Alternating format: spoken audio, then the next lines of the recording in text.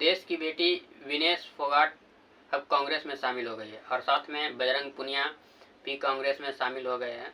दोनों ने party headquarter में पार्टी महासचिव केसी वेणुगोपाल और पवन खेड़ा के समक्ष अपनी सदस्यता ग्रहण की, जिसके बाद राजनीतिक सरगर्मियां तेज हो गई हैं।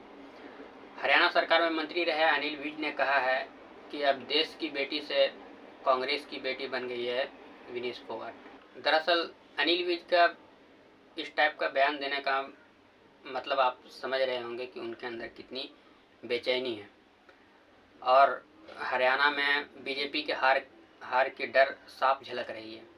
आपको जैसा कि आप जानते हैं कि अगले साल 18 जनवरी 2023 को विनेश फोगाट, बजरंग पुनिया और साक्षी मलिक ने दिल्ली के जंतर मंतर पर कुश्ती महासंघ के अध्यक्ष बृजभूषण शरण सिंह के खिलाफ यौन उत्पीड़न के लिए धरना दे रहे थे।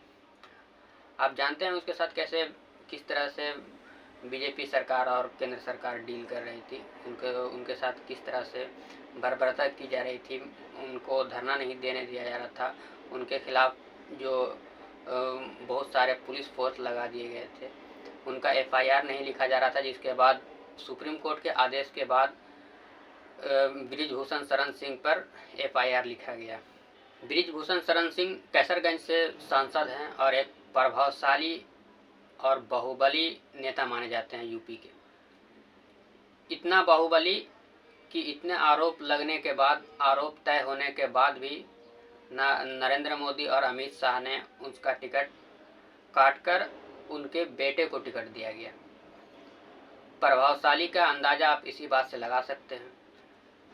कुछ दिन पहले एक इंटरव्यू दे रहे थे लल्लन टॉप के साथ और उसमें उन्होंने खुद कबूल किया है कि मैं अपने पिस्टल से एक आदमी को हत्या किया हूँ। ये पृष्ठभूमि है बृजभूषण शरण सिंह का और इस बृजभूषण शरण सिंह जो इतना ताकतवर है, उसके खिलाफ महिला पहलवान धरने पर बैठी थी।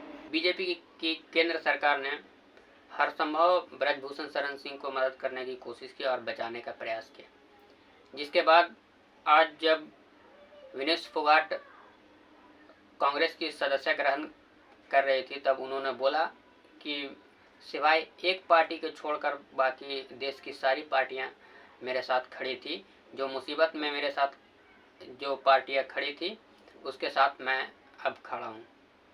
ये बात सुनने के बाद बीजेपी नेताओं के बीच परेशानी ज़्यादा बढ़ गई है, क्योंकि विनेश फोगाट ओलंपियंस हैं। विनेश फोगाट के साथ सहानुभूति भी जुड़ी हुई है हरियाणा के जनता के साथ, क्योंकि जिस तरह से महिला सुरक्षा को लेकर के भारतीय जनता पार्टी कंप्रोमाइज करती आई है, उससे लेकर हरियाणा के लोगों में आक्रोश भी है, जिसे विनेश फोगाट भुनाने की कोशिश करेगी और कांग्रेस पार्टी भुनाने की कोशिश करेगी।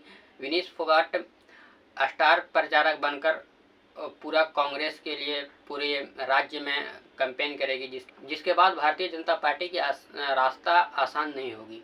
आप जानते हैं किसान भी आए थे जो प्रोटेस्ट कर रहे थे भारतीय जनता पार्टी के खिलाफ। उसकी मांगे थी एमएसपी की गारंटी, जिसकी जो अभी तक के लागू नहीं हो पाई है। इसलिए हरियाणा में किसानों के अंदर भी आक्रोश है, जाटों के अंदर भी आक्रोश है और विनेश फोगाट के साथ सहानुभूति भी है।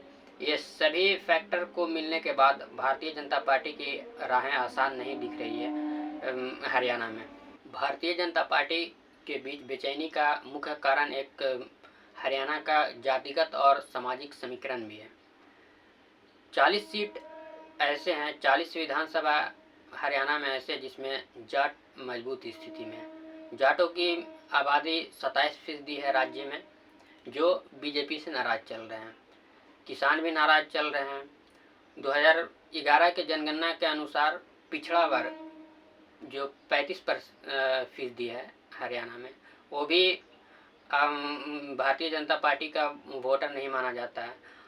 और अनुसूचित जाति जो 20% के करीब है हरियाणा में, वो भी भारतीय जनता पार्टी का वोटर नहीं माना जाता है। तो कुल मिलाकर के भारतीय जनता पार्टी के बेचैनी का मुख्य कारण ये भी है कि जातीय और सामाजिक समीकरण जो उनके वोट के अनुसार फिट नहीं बैठ